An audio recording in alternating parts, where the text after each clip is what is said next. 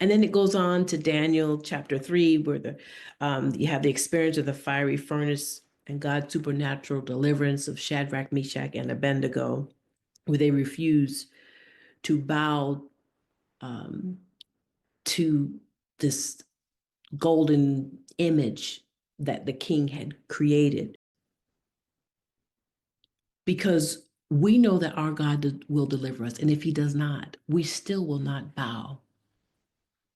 As leaders of a nation, as leaders in our families, as leaders in the church, because this message I'm really speaking to is to the church and our nation's leaders.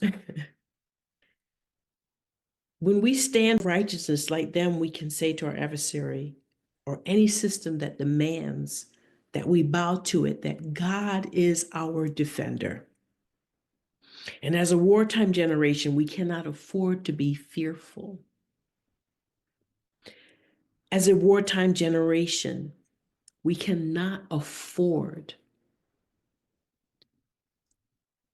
to bow to Baal.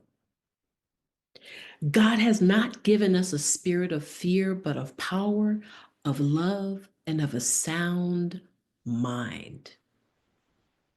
And we can't be double-minded. The Bible says a double-minded man is unstable in all his ways. We have to be sure and secure in who we are in Christ Jesus. Glory to God.